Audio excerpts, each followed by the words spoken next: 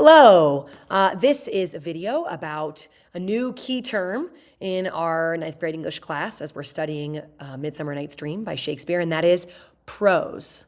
And prose and its neighbor, poetry. Sorry, I'm just trying to make my face a little smaller. Can't. Oh well, we're going to make it work.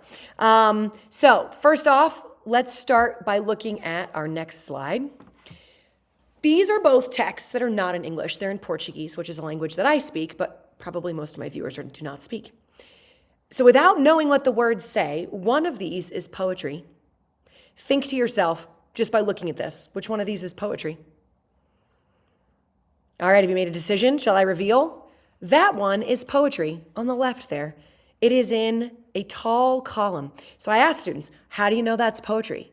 And they often will say something like, well, the words don't go all the way to the end of the line. And that's what poems look like. Correct. What do we call this other piece of text? Do the words stop before the end of the line? No. The words go to the end of the line and then they jump down. They fill almost the entire space. And so I ask students, what is this type of text called? Some students have this vocabulary, some don't, but let me show it to you now. Prose. This is called prose, and it is the opposite, or the things that are not poetry. Here's another example. This is from Act 1, Scene 1 of Midsummer Night's Dream and Act 1, Scene 2. So I say to students, what do you notice here? What do you notice about the words on the page? Which one of these is poetry and which one is prose? Take a second to make your guess. Which one is poetry and which one is prose? That one is poetry. If you notice, there is white space at the end of the line. The words don't fill the line and then go to the next line when they're filled. They stop intentionally. But look here on this side. Sorry, my face is blocking it. Look here on this side. The words go down to the margin, unless, of course, the person is done talking. Fair enough. But most lines are filling all the way to that right margin, except for down here. So let me reveal. This one on the left is poetry, and the one on the right is what we call prose. Okay, so now that you've seen it, let's talk about what is poetry. Because if we need to know what prose is, we need to know what its counterpart is, poetry. Poetry can be defined in its most simplest form as text that doesn't go to the end of the line and is written in a type of column. This is a very simple definition, but it is true 98% of the time. The exception is something called prose poetry or a prose poem. Less common though, less common. So almost always poetry has blank space on either the left or the right and appears as some type of column or shape.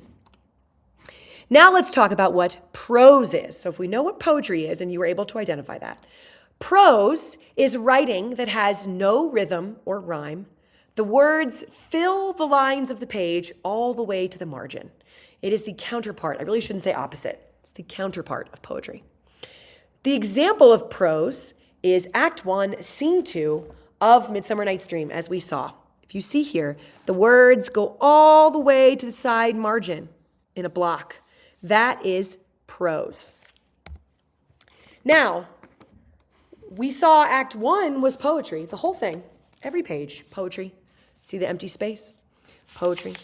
Why was Act 1 poetry and Act 1, Scene 2, Act 1, Scene 1 is all poetry. Act 1, Scene 2 suddenly becomes prose. So think to yourself for a second. In class, this is where I said to students, why? What do you think? And they talk to each other. Think for yourself. If you'd like to pause, take a moment to think. So what's different about the characters in Act 1, Scene 1 versus Act 1, Scene 2? There's my hint to you. What characters are in Act 1, Scene 1? Well, we have Duke Theseus and Aegeus and his daughter, and Lysander and Demetrius. And in Act 1, Scene 2, we have the mechanicals. We have Quince and Bottom and Flute, Snout, Snug, and Starveling. Let's talk about that. Generally, high-class characters speak in poetry, and low-class characters speak in prose. So poetry, if we think about it this way, there is something elevated to it. There may be rhyme, there is rhythm, the vocabulary is heightened. So poetry reflects heightened feeling. And prose is more everyday speech, not slang, but a little more casual, a little more everyday, down to earth. There are exceptions to this. When a high-class character is behaving in a low-class way, or in maybe hanging out at a bar with a bunch of soldiers in the army. So if we have a prince hanging out with soldiers in the army at a bar, this happens in some of the histories, you will have him speaking in prose. If a servant or someone of the lower classes is speaking to a duke or a king, they will rise up and speak in poetry.